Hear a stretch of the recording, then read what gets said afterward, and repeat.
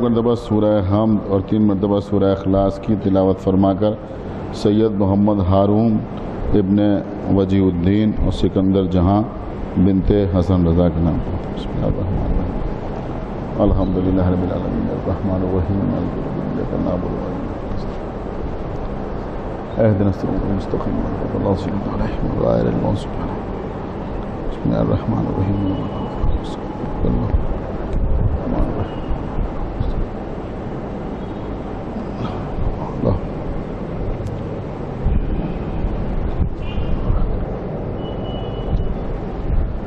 فاتحہ الحمدللہ رب العالمین الرحمن الرحیم مالک یوم الدین ایاک نعبد و ایاک نستعین اهدنا الصراط المستقیم غیر المغضوب علیہم ولا الضالین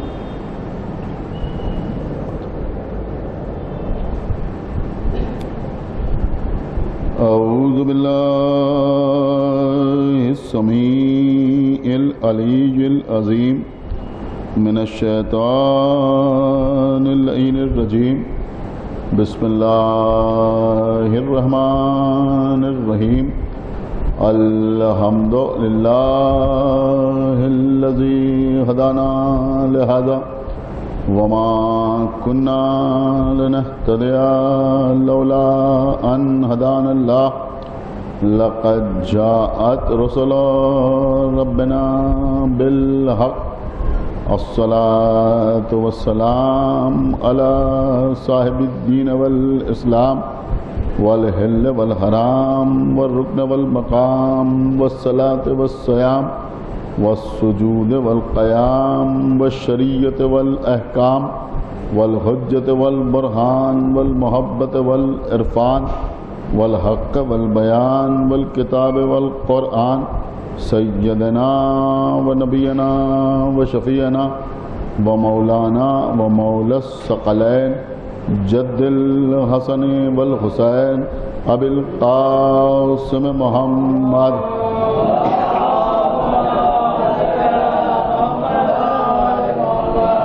وعلى أهل بيته الطيبين الطاهرين المعصومين المظلومين المنتخبين المنتجبين الذين أذهب الله عنهم الرجس وطهرهم تطهيرا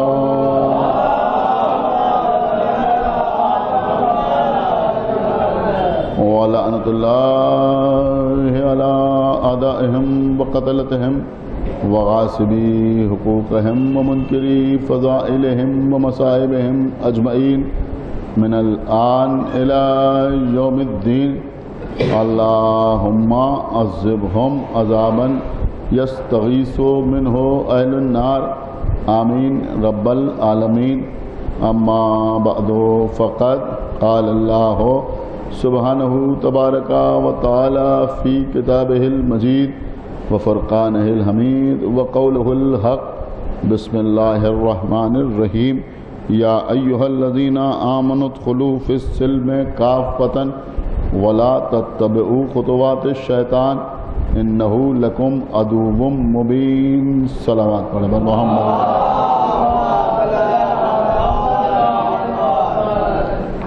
حضرات کلام الہی کے سب سے طولانی سورہ یعنی سورہ بقرہ میں خالق کائنات ارشاد فرما رہا ہے کہ اے ایمان لانے والوں تم اسلام میں مکمل طور پر داخل ہو جاؤ اور خطوات شیطان یعنی شیطان کی نشانیوں کی پیروی نہ کرو شیطان تمہارا کھلا ہوا دشمن عزیزوں اپنے معنی اور مفہوم کے اعتبار سے کلام الہی کی بڑی منفرد قسم کی آیت ہے آدم سے لے کے خاتم تک اللہ نے جتنے نبی اور جتنے رسول دنیا میں بھیجے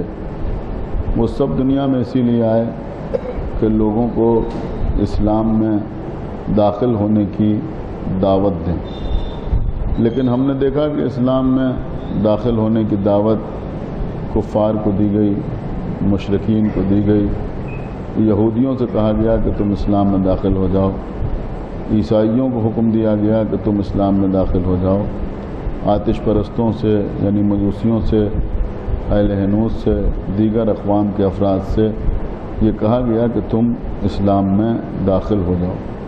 لیکن اس آیت میں خداوند عالم نہ یہودیوں سے مخاطب ہے، نہ نصرانیوں سے مخاطب ہے، نہ بت پرستوں سے مخاطب ہے، نہ کفار یا مشرکین سے مخاطب ہے، بلکہ اللہ کلمہ پڑھنے والوں سے کہہ رہا ہے کہ تم اسلام میں مکمل طور پر داخل ہو جاؤ۔ ایک صلوات پڑھیں بر محمد۔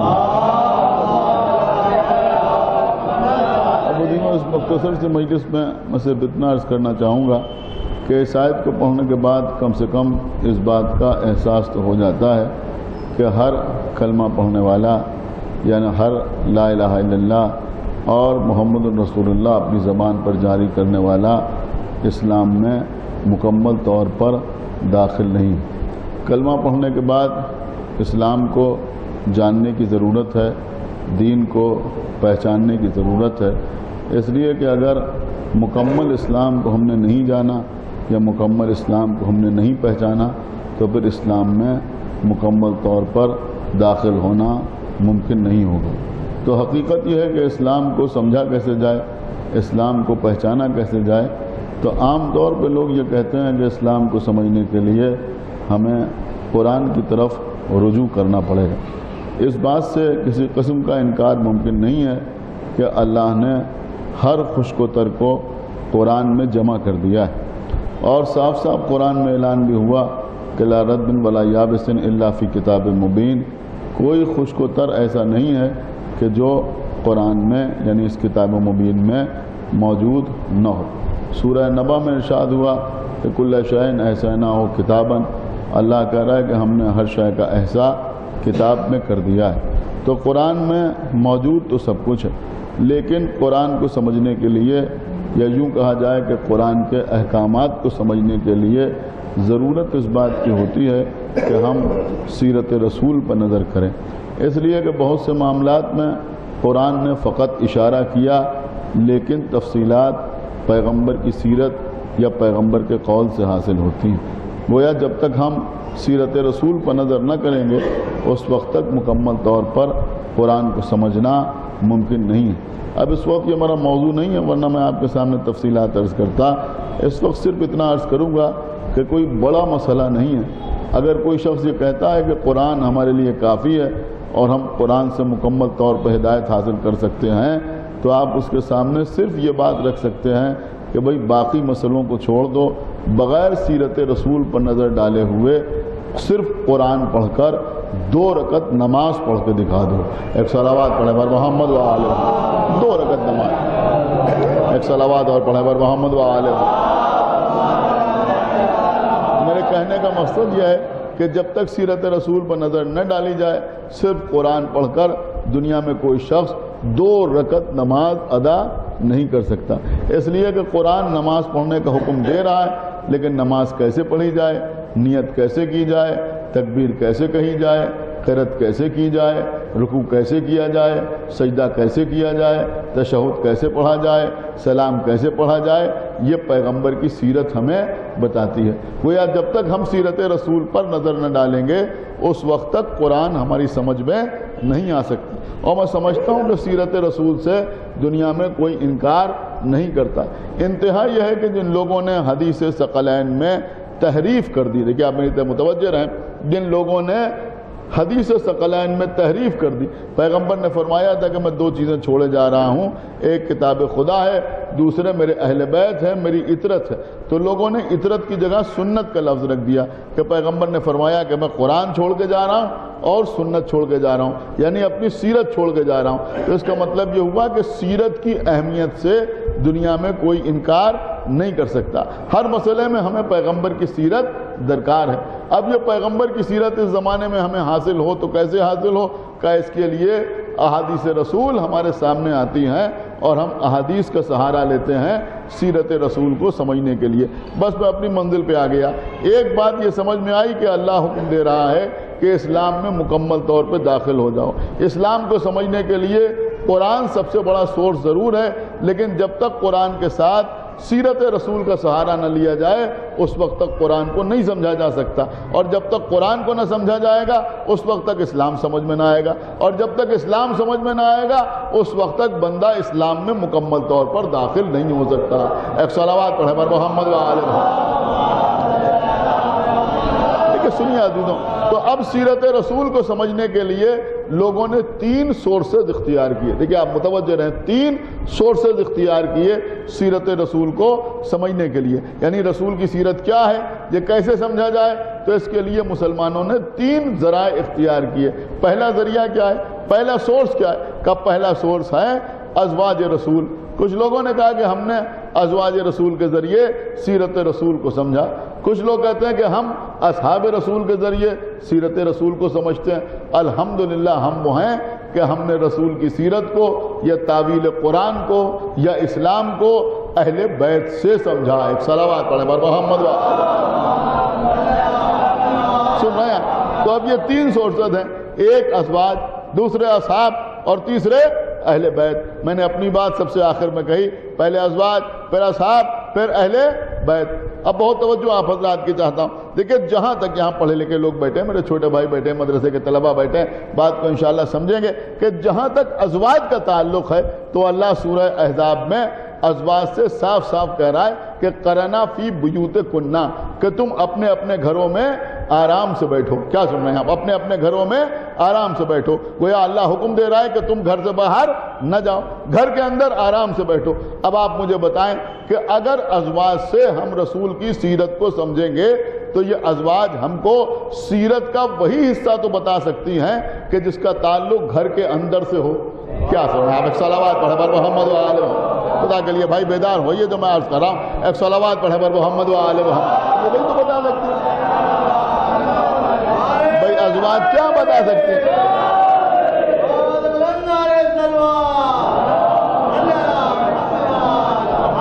اس میں بگڑنے کی بات نہیں ہے، اس میں ناراض ہونے کی بات نہیں ہے۔ بھئی ازواج وہی تو بتائیں گی کہ جو رسول اللہ گھر کے اندر کام انجام دیتے ہوں، تو رسول اللہ کی سیرت کا وہ حصہ، وہ پارٹ کہ جس کا تعلق گھر کے اندر سے ہے، اس سلسلے میں ازواج مسلمانوں کو کچھ بتا سکتی ہیں، لیکن گھر کے باہر رسول اللہ کیا کر رہے ہیں یہ ازواج نہیں بتا سکتی۔ کیوں نہیں بتا سکتی؟ کہ اس لیے کہ یہ گھر کے اندر ہیں۔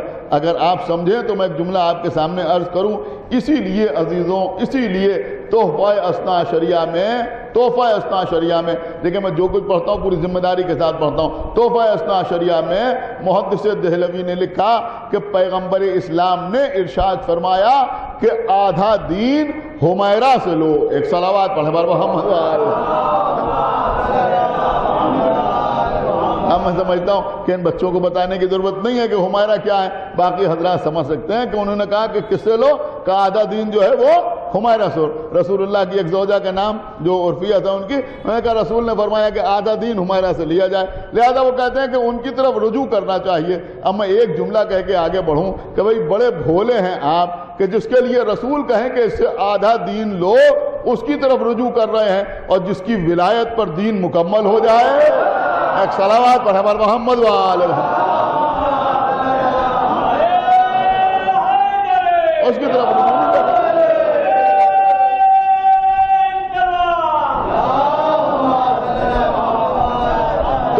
میرے عرض کرنے کا مقصد یہ ہے کہ وہاں مکمل دین کا دعویٰ ہی نہیں ہے، آدھے دین کا تو دعویٰ کیا جا رہا ہے۔ اب وہ آدھا بھی ملے گا یا نہیں ملے گا یہ ایک الگ بحث ہے، لیکن دعویٰ بھی جو ہے وہ آدھے ہی دین کا ہے۔ تو جب آدھا دین ملے گا تو آدمی دین میں مکمل طور پر داخل کیسے ہوگا؟ مکمل طور پر دین میں داخل ہونے کے لیے مکمل دین کی ضرورت ہے، لیکن وہاں مسئلہ یہ ہے کہ ازواج گھر کے اندر رہتی ہیں، گھر کے باہر نہیں جاتی۔ کوئی روایت ہم کو ایسی نہیں ملی کہ رسول اللہ مسجد میں خطبہ ارشاد فرما رہے ہوں اور رسول کی کوئی پیاری سی زوجہ رسول اللہ کے پہلو میں بیٹھی ہوئی ہو۔ کیا سن رہے ہیں آپ؟ یا مسجد میں تشریف فرما ہو، آپ غور نہیں کر رہے ہیں، رسول جنگ کے لیے جا رہے ہوں، ان کی ہماری ساتھ ساتھ جا رہی ہو، کہ ایسا کوئی واقعہ ہماری نظر سے نہیں گزرا۔ اس کا مطلب یہ ہوا کہ ازواج گھر کے اندر کے حالات بیان کر سکتی ہیں، باہر کے حالات نہیں بیان کر سکتی۔ اب جہاں تک اصحاب رسول کا تعلق ہے تو اصحاب کو اللہ نے حکم دیا کہ تم رسول اللہ کے گھر میں بغیر اجازت کے داخل نہ ہو، زیادہ دیر تک رسول اللہ کے گھر کے اندر نہ بیٹھا کرو، جب وہ کھانا کھا رہے ہوں تو ان کے پاس جلدی سے نہ پہنچ جایا کرو، رسول چاہتے ہیں کہ تم چلے جاؤ لیکن وہ کہہ نہیں پاتے اپنے اخلاق کی وجہ سے، لہذا اللہ کہہ رہا ہے کہ تم زیادہ دیر نہ بیٹھا کرو۔ اس کا مطلب یہ ہوا کہ اصحاب کی حد یہ ہے کہ وہ گھر کے باہر تک رہیں، گھر کے اندر نہ آئیں۔ ازواج گھر سے باہر نہیں جا سکتی، اصحاب گھر کے اندر نہیں آ سکتے، تو اصحاب سیرت کا وہ حصہ بیان کریں گے جس کا تعلق گھر کے باہر سے ہے، ازواج وہ حصہ بیان کریں گی جس کا تعلق گھر کے اندر سے ہے، لیکن اہل بیت وہ ہیں کہ جو گھر کے اندر بھی رسول کے ساتھ ہیں، گھر کے باہر بھی رسول کے ساتھ ہیں۔ ایک صلوات پڑھیں محمد و آل محمد۔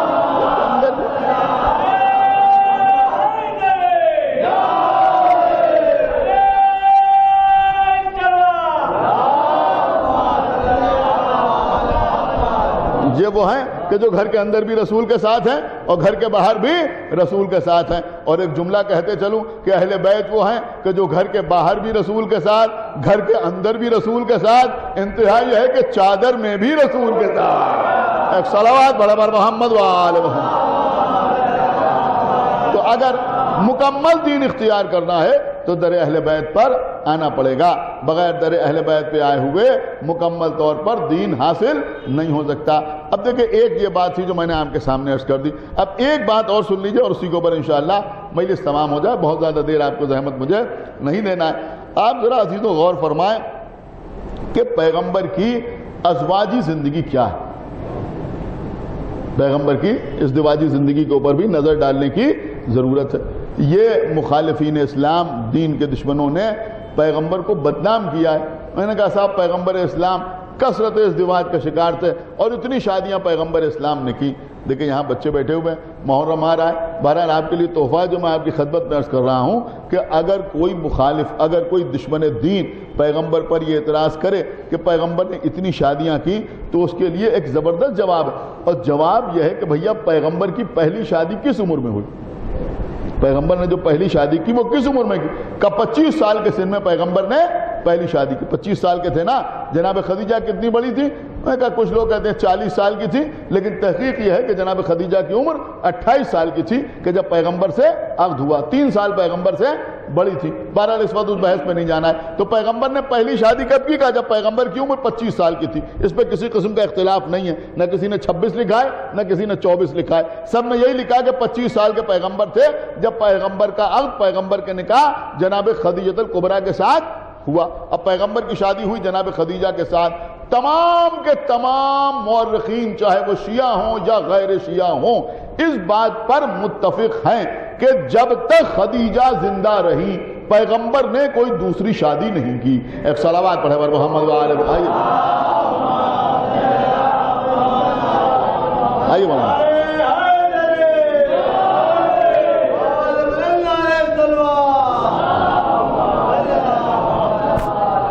جب تک جناب خدیجہ باحیات رہی پیغمبر نے کوئی دوسری شادی نہیں کی۔ دیکھیں اس بات پر سب متفق ہیں۔ دو معاملات جناب خدیجہ کے سلسلے میں ایسے ہیں جس پہ کوئی ڈسپیوٹ ہی نہیں، جس پہ کسی قسم کا اختلاف ہی نہیں ہے، شیعہ ہوں یا غیر شیعہ ہوں سب مانتے ہیں۔ پہلی بات تو یہ کہ جب تک بی بی باحیات رہی اس وقت تک پیغمبر نے کوئی دوسری شادی نہیں کی، اور دوسری یہ بات ہے کہ پیغمبر کی جتنی بھی اولادیں ہوئیں وہ جناب خدیجہ ہی کے بطن سے ہوئیں۔ کیا سن رہے ہیں؟ ایک صلوات پڑھے محمد و آل محمد۔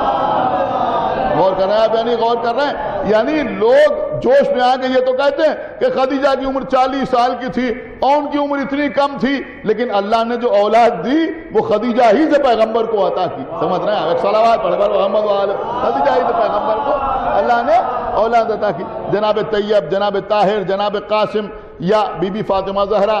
اب جو لوگ یہ کہتے ہیں کہ رسول کی تین بیٹیاں اور بھی تھیں بی بی کے علاوہ، وہ بھی یہ مانتے ہیں کہ وہ بیٹیاں جو تھیں وہ کس کی اولاد تھیں؟ جناب خدیجہ ہی کی اولاد تھی، یعنی کسی اور کی اولاد تسلیم نہیں کرتے۔ ہاں بالکل آخر میں یعنی پیغمبر اسلام کی زندگی کے آخری حصے میں جناب ماریہ قبطیہ سے اللہ نے پیغمبر کو ایک فرزند یعنی جناب ابراہیم عطا کیے تھے۔ وہ بالکل پیغمبر کی زندگی کا آخری دور تھا، اور اس کی دلیل یہ ہے کہ وہ کم سن تھے اور امام حسین بھی رسول اللہ کے زانو پر بیٹھے تھے اور وہ بھی بیٹھے ہوئے تھے، اور اللہ نے کہا کہ ایک کو دوسرے پر قربان کر دو، اور پیغمبر اسلام نے جناب ابراہیم کو امام حسین پر قربان کر دیا. لیکن بہرحال جناب خدیجہ سے اللہ نے پیغمبر کو اولاد عطا کی. جب تک خدیجہ زندہ رہی پیغمبر نے کوئی شادی نہیں کی.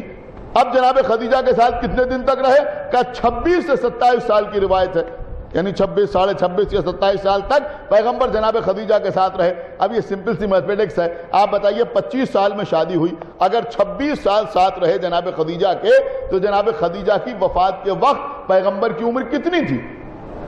آپ بتائیے کیا عمر ہوگی پیغمبر کی؟ کیا 51-52 سال عمر ہوگی پیغمبر کی یا نہیں ہوگی؟ بھائی 26-27 سال ساتھ رہے تو 51-52 سال کے پیغمبر جب ہو گئے تب جناب خدیجہ کی وفات ہوئی. اب جناب خدیجہ کی وفات کے بعد پیغمبر نے 9 شادیاں کی ہوں یا 10 شادیاں کی ہوں یا 11 شادیاں کی ہوں، لیکن یہ ساری شادیاں خدیجہ کی وفات کے بعد، یعنی جب پیغمبر کی عمر 51-52 سال ہو گئی تب پیغمبر نے یہ شادیاں کی. اب جو مخالفین کہتے ہیں کہ یہ پیغمبر نے جو اتنی شادیاں کی، تو یہ اتنی شادیوں کرنے کے پیچھے وہ بات نہیں تھی جو لوگ سمجھتے ہیں. کیا سمجھا؟ خدا کے لیے بھائی بیدار ہوئیے. دیکھیں اب اس سے زیادہ میں ممبر سے وضاحت نہیں کر سکتا، آپ سمجھ سکتے ہیں. اس لیے کہ اگر اس جذبے کے تحت اتنی شادیاں کی گئی ہوتی تو 25 سال کے سن میں کی گئی ہوتی، 52 سال کے سن میں نہ کی گئی. ایک صلوات برابر محمد وآل محمد. یہ سمپل سی بات ہے یا نہیں؟ ایک صلوات اور پڑھتے بر محمد وآل محمد.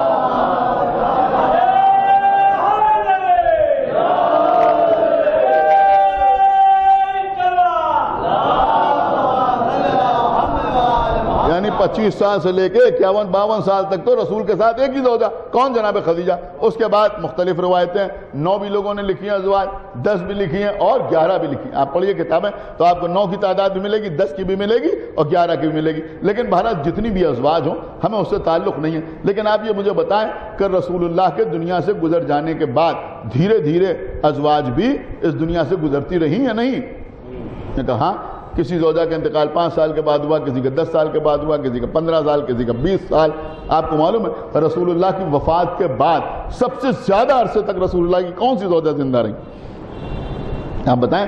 سب سے آخر وقت تک، یعنی رسول اللہ کی وفات کے بعد سب سے زیادہ لانگ پیریڈ کس کی زندگی کا ہے؟ سب سے زیادہ زندہ کون رہا؟ میں کہا جناب ام سلمہ. جناب ام سلمہ. اور اندازہ لگایا جا سکتا ہے کہ سن 11 ہجری میں رسول اللہ کی وفات ہوئی، اور سن 60 ہجری میں جب امام حسین نے مدینہ چھوڑا تو جناب ام سلمہ موجود تھی. پھر سن 62 ہجری میں جب لٹا ہوا قافلہ واپس آیا تب بھی جناب ام سلمہ موجود تھی. مورخین کے 2 قول ہیں. ایک یہ ہے کہ سن 62 ہجری میں جناب ام سلمہ کی وفات ہوئی، اور ایک قول یہ ہے کہ سن 64 ہجری میں جناب ام سلمہ کی وفات ہوئی. تو یہ تو 62 ہجری میں یا 64 ہجری میں، یعنی رسول اللہ کے دنیا سے جانے کے بعد جناب ام سلمہ 51 سال یا ایک روایت کے اعتبار سے 53 سال تک زندہ رہیں. اگر 62 ہجری میں وفات ہوئی تو 51 سال زندہ رہیں، اور اگر 64 میں وفات ہوئی تو 53 سال تک جناب ام سلمہ زندہ رہیں. یہ جناب ام سلمہ رسول اللہ کی وہ زوجہ ہیں کہ جن کے لیے ہمارے علماء نے تحریر کیا کہ ام سلمہ رسول کے گھر میں آپ سن رہے ہیں میں کیا عرض کر رہا ہوں، رسول کے گھر میں جناب ام سلمہ جناب خدیجہ کی جانشین بن کے آئیں. ایک صلوات پڑھے بر محمد وآلہ. اور میں ایک باریک سی بات کہہ دوں اور میں سمجھوں گا کہ جو سمجھے گا وہ انشاءاللہ بولے گا ضرور کہ بے شک جناب ام سلمہ سے پیغمبر کو تو کوئی اولاد نہیں ہوئی، اس سے انکار نہیں ہے. جناب ام سلمہ کی کوئی اولاد پیغمبر سے نہیں تھی، یعنی پیغمبر اسلام کی کوئی اولاد جناب ام سلمہ کے بطن سے نہیں تھی. لیکن یہ بھی ایک حقیقت ہے کہ جناب ام سلمہ بغیر اولاد کی ام المومنین نہیں تھی. ایک صلوات پڑھے بر محمد وآلہ محمد. بھائی ایک صلوات اور پڑھے بر محمد وآلہ محمد. آپ نے سمجھا نہیں سمجھا میں کیا؟ ایک صلوات اور پڑھے بر محمد وآلہ محمد. ان کے نام ہی ظاہر ام سلمہ ہیں، ان کے بیٹے تھے سلمہ جو مولا علی کے ساتھ جنگ جمل اور جنگ صفین میں مولا علی کے ساتھ رہے. جناب سلمہ تو بہرحال بیٹے تھے، پہلے شوہر سے تھے، لیکن بہرحال جناب ام سلمہ. اور عزیز و کلیم میں کتاب پڑھ رہا تھا تو اس میں ایک عجیب سی بات میرے سامنے آئی، اور وہ عجیب و غریب بات تھی. اس میں لکھا ہوا تھا کہ رسول اللہ کی تمام ازواج میں صرف جناب ام سلمہ پڑھنا لکھنا جانتی تھی. ایک صلوات پڑھے بر محمد. دیکھیے یہ بات آج کے دور میں بڑی عجیب و غریب سی لگتی ہے، لیکن اس دور میں لکھنا، خاص طور سے لکھنا اور پڑھنا بہت کم لوگ جانتے تھے، اور خاص طور سے خواتین۔ لیکن جناب ام سلمہ تمام ازواج رسول میں جناب خدیجہ کے بعد جناب ام سلمہ تنہا تھی کہ جو پڑھنا بھی جانتی تھی اور لکھنا بھی جانتی تھی۔ اب یہ بات آپ کے مطلب کی اگر میں آپ کے سامنے عرض کروں، اور ان تمام ازواج رسول میں اہل بیت سے سب سے زیادہ محبت کرنے والی بھی جناب ام سلمہ تھی۔ کیا سمجھ رہے ہیں؟ اس کا مطلب یہ ہوا کہ جو اہل بیت سے محبت کرتا ہے وہی پڑھا لکھا ہوتا ہے۔ ایک صلوات پڑھیں محمد علیہ یہی جناب ام سلمہ، ایک صلوات اور پڑھتے پر محمد علیہ محمد۔ بس قبلہ مجلس تمام ہو رہی ہے، تو یہ جناب ام سلمہ سب سے زیادہ عرصے تک پیغمبر کے بعد باحیات رہی، تو جناب ام سلمہ پر ازواج کا سلسلہ تمام ہو گیا۔ اب جناب ام سلمہ کے بعد یعنی سن 64 یا 62 ہجری کے بعد رسول کی کوئی زوجہ دنیا میں زندہ نہیں۔ اب بچے اصحاب رسول۔ آپ مجھے بتائیں کہ اصحاب رسول جتنے بھی ہوں، 1000 ہوں، 10,000 ہوں، لاکھ ہوں، 2 لاکھ ہوں، 10 لاکھ ہوں، جتنے بھی اصحاب رسول رہے ہوں، جیسے بھی ہوں، مکے کے رہنے والے ہوں، مدینے کے رہنے والے ہوں، لیکن بہرحال پیغمبر کی آنکھ بند ہونے کے بعد دھیرے دھیرے سب کا وقت آیا یا نہیں آیا؟ انہوں نے کہا آیا، کوئی 10 سال بعد، کوئی 15 سال بعد، کوئی 20 سال بعد، کوئی 25 سال بعد، کوئی 40 سال بعد۔ اب آپ ذرا اصحاب میں بتائیے کہ سب سے زیادہ عمر رسول اللہ کے بعد کس نے پائی؟ یعنی رسول کی زندگی میں کوئی کتنا ہی زیادہ عمر رکھنے والا کیوں نہ ہو، لیکن رسول اللہ کے بعد سب سے زیادہ عرصے تک رسول کا کون سا صحابی زندہ رہا؟ بھائی آپ نہیں جانیں گے تو کون جانے گا؟ دیکھیں ہمارے چھوٹے بھائیوں کو بتا رہے ہیں کہ جناب جابر ابن عبداللہ ہے انصاری۔ ایک صلوات پڑھے پر محمد علیہ۔ رسول اللہ کے بعد سب سے آخر وقت تک یہی زندہ رہے، اور ان کا تعلق بھی کربلا ہی سے ہے۔ اسی سے ہمیں معلوم ہوتا ہے کہ کربلا میں امام حسین کی قبر کے پہلے زائر جناب جابر ابن عبداللہ انصاری، جب قافلہ واپس آیا ہے کربلا اور شہزادی زینب تشریف لائی ہیں، تو امام زین العابدین علیہ السلام کی ملاقات جناب جابر ابن عبداللہ انصاری سے ہوئی۔ یعنی جناب جابر وہ ہیں جو رسول کے بعد سب سے زیادہ عرصے تک زندہ رہے، یعنی صحابیت کا خاتمہ ہو گیا جناب جابر ابن عبداللہ انصاری پر۔ کیا سمجھ رہے ہیں؟ تو رسول اللہ کے بعد 50-52 سال تک ازواج کا سلسلہ چلا، اور تقریباً اتنے ہی عرصے تک اصحاب کا سلسلہ چلا۔ اب معلوم یہ ہوا کہ اب آج نہ کوئی رسول کی زوجہ موجود ہے، نہ رسول کا کوئی صحابی موجود ہے، یعنی صحابیت کا سلسلہ بھی تمام ہو گیا، ازواج کا سلسلہ بھی تمام ہو گیا۔ اب کچھ لوگ ازواج سے دین لے رہے ہیں، کچھ لوگ اصحاب سے دین لے رہے ہیں۔ الحمدللہ ہم اہل بیت سے دین لے رہے ہیں۔ اب آپ مجھے بتائیں کہ فائدے میں ہم ہیں یا نہیں ہیں؟ ازواج کا سلسلہ تمام ہو گیا، اصحاب کا سلسلہ تمام ہو گیا، لیکن اہل بیت کل بھی موجود تھے، اہل بیت آج بھی موجود ہیں۔ صلوات بر محمد وآلہ کل بھی موجود ہیں۔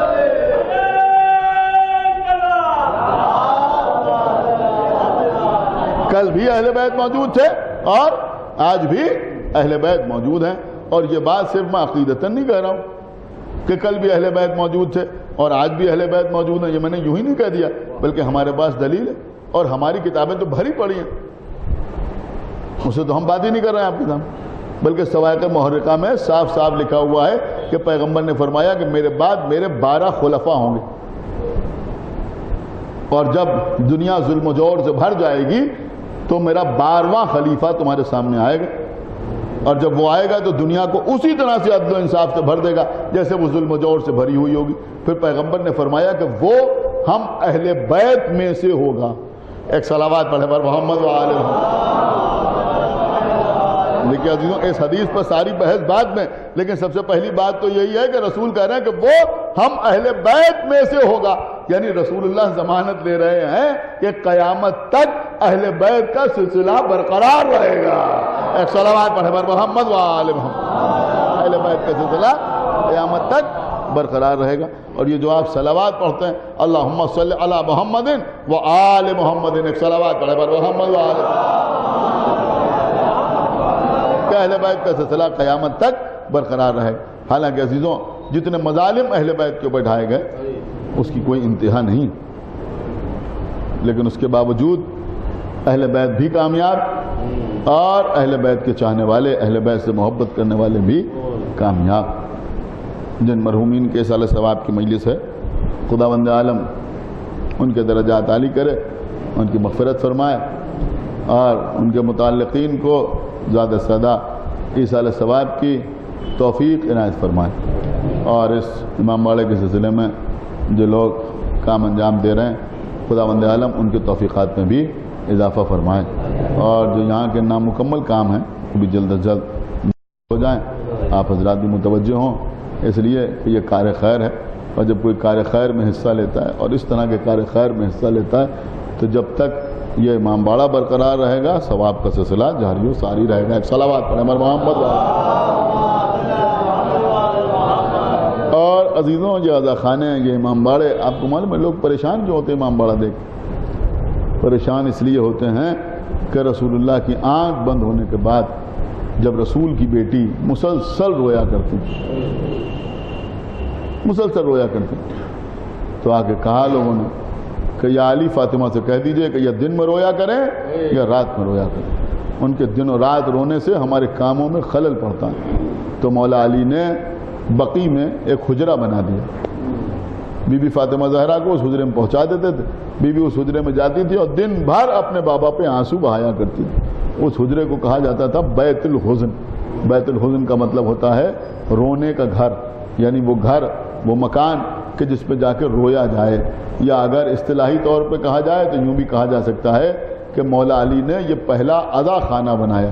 یہ عزا خانہ کاہے کے لیے بنا؟ کہ اس لیے بنا کہ بی بی اس مکان میں جا کر اپنے بابا کی عزا کر سکیں، اپنے بابا پر بکا کر سکیں، اپنے بابا پہ آنسو بہا سکیں۔ بس قبلہ مجلس تمام ہو رہی ہے، یہ عزا خانہ دو ہی بیویوں نے استعمال کیا، ایک تو جناب فاطمہ زہرا جنہوں نے اپنے بابا کا ماتم اس مکان میں جا کے کیا، اور بی بی فاطمہ زہرا کے بعد 4 بیٹوں کی ماں جناب ام البنین جنہوں نے اس مکان کو دوبارہ آباد کیا۔ بس مجلس تمام ہو رہی ہے عزیزوں، جناب ام البنین جن کو اللہ نے 1 نہیں 2 نہیں 4 بیٹے عطا کیے تھے۔ بی بی کا نام بھی فاطمہ تھا۔ روایت ملی کہ جب مولا علی کے ساتھ جناب فاطمہ کلابیہ کا عقد ہوا اور بی بی گھر آئیں تو چونکہ نام فاطمہ تھا لہذا شروع میں مولا علی نے فاطمہ کہہ کے پکارا۔ ایک دن بی بی نے مولا علی سے کہا کہ یا علی آپ مجھے فاطمہ کہہ کے نہ پکارا کیجئے۔ کہا بی بی کیوں؟ کیا آپ کا نام فاطمہ نہیں ہے؟ کہا میرا نام فاطمہ ہے، لیکن جب آپ مجھے فاطمہ کہہ کے پکارتے ہیں تو حسنین کو اپنی ماں یاد آ جاتی ہے اور ان کی آنکھوں میں آنسو آ جاتے ہیں۔ تب مولا علی نے بی بی کا نام، بی بی کی کنیت ام البنین قرار دی، یعنی بیٹوں کی ماں۔ ظاہر سی بات ہے کہ مولا علی نے کہا تھا کہ بیٹوں کی ماں، تو جس کی تلوار 70 نسلیں دیکھ کے چلتی ہو، اگر وہ کہہ دے کہ بیٹوں کی ماں تو اللہ نے ایک کے بعد ایک 4 بیٹے عطا کیے۔ عزیزوں ذرا آپ اندازہ لگائیں کہ مدینے میں اس ماں کے دل کا کیا عالم ہونا چاہیے جس کو 4 بیٹوں کی خبر شہادت ایک ساتھ ملی۔ عزیزوں لیکن بی بی اس مکان میں کہ جسے بیت الحزن کہا جاتا ہے وہاں جاتی تھی اور چند قبروں کے نشان بناتی تھی۔ یہ بی بی قبروں کے نشان نہیں بناتی تھی بلکہ ہمارے عزا خانوں کے لیے دلیل فراہم کرتی تھی۔ یہ عزا خانے میں جو تبرکات رکھے رہتے ہیں، یہ تابوت، یہ گہوارہ، یہ زری، اس کے لیے دلیل فراہم ہو رہی ہے۔ بی بی قبروں کے نشان بنا رہی ہیں۔ ایک قبر کا نشان بناتی تھی، کہتی تھی یہ میرے چھوٹے بیٹے کی قبر ہے، پھر کہتی تھی میرے لال کیا میں تجھ پر آنسو بہاؤں؟ پھر کہتی تھی نہیں میرے لال میں تجھ پہ آنسو نہیں بہاؤں گی۔ پھر ایک اور قبر کا نشان بناتی تھی، کہتی تھی یہ میرے لال عبداللہ کی قبر ہے، پھر کہتی تھی نہیں عبداللہ میں تیری ماں ہوں، جب فرصت ملے گی تو رو لوں گی لیکن میں تجھ پہ آنسو ابھی نہ بہاؤں گی۔ پھر ایک اور قبر کا نشان بناتی تھی، کہتی تھی یہ میرے لال جعفر کی قبر ہے، پھر کہتی تھی میرے لال جعفر میں تجھ پہ ابھی آنسو نہ بہاؤں گی۔ پھر ایک اور قبر کا نشان بنا کے کہتی تھی کہ یہ میرے لال قمر بنی ہاشم ابو الفضل عباس کی قبر ہے، پھر کہتی تھی میرے لال عباس تیرے شان قلم ہوئے، تیرے سر پر گرد لگا، تیری آنکھ میں تیر لگا، لیکن میں تجھ پر بھی آنسو نہ بہاؤں گی اس لیے کہ میں تیری ماں ہوں، میں زندہ ہوں، جب فرصت ملے گی تیرا ماتم کر لوں گی۔ پھر ایک اور قبر کا نشان بناتی تھی اور کہتی تھی کہ یہ سیدہ کے لال حسین کی قبر ہے، پھر ایک نعرہ مارتی تھی واہ حسینہ، اور راوی کہتا ہے جب ام البنین واہ حسینہ کی آواز بلند کرتی تھی تو بقی کے ذرے ذرے سے واہ حسینہ کی آواز بلند اور دیگر جو واسطہ محمد والے محمد کو ہماری اس عبادت قبول فرما، اور دیگر جو واسطہ محمد والے محمد کے تمام حاضرین مجلس اور بانیان مجلس کے دلی مقاصد تکمیل فرما، اور دیگر جو واسطہ محمد والے محمد کو ہم کو اعمال صالحہ کی توفیق عنایت فرما، ہمارے عقائد کو صحیح سالم رکھ، ہم جب تک زندہ رہیں آل محمد کی محبت اور ان کے دشمنوں کی عداوت پہ زندہ رہیں اور دنیا سے جائیں تو یہ دونوں عظیم ترین نعمتیں اپنے ساتھ لے کر، اور دیگر جلد از جلد ہمارے امام زمانہ کا ظہور فرما اور ان کے اصحاب اور انصار میں ہمارا شمار فرما۔ حضرات ایک مرتبہ سورہ حمد اور 3 مرتبہ سورہ اخلاص کی تلاوت فرما کر جناب سید محمد ہارون صاحب مرحوم ابن وجیہ الدین صاحب اور سکندر جہاں بنت حسن رضا الحمدللہ رب العالمین الرحمن الرحیم